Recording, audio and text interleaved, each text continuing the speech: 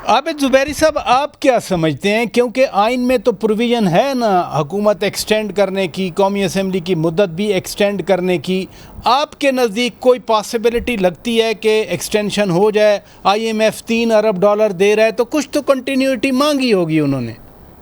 नहीं, मैं नहीं समझता कि इसमें मुमकिन है कि इमरजेंसी डिक्लेयर करनी होगी, सदर साहब को उसमें ऑन बोर्ड लेना पड़ेगा। इमरजेंसी की कोई कंडीशन इस तरह से हुई नहीं है, वो चैलेंज भी हो जाएंगी। लेकिन देखें, आपको देखना होगा कि सुप्रीम कोर्ट ने पंजाब और खैबर पख्तूनख्वा में इलेक्शंस के लिए जजमेंट की, वो इंप्लीमेंट नहीं हुई, और केयर टेकर सिस्टम जो 90 दिन के लिए होता है, वो आज पंजाब और खैबर पख्तूनख्वा में भी चले। एक इशू एक ये भी है। लेकिन देखिए, जो बात आप कर रहे थे, एक आइन के अंदर एक 5 साल का पीरियड होता है।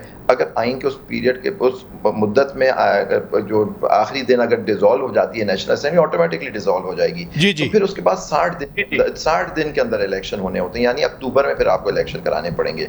अगर ये जैसे 12 तारीख से पहले, अगर जैसे एक 9 को दिन भी ये पहले तोड़ दें असेंबली तो फिर तो 90 दिन आ जाएंगे ना।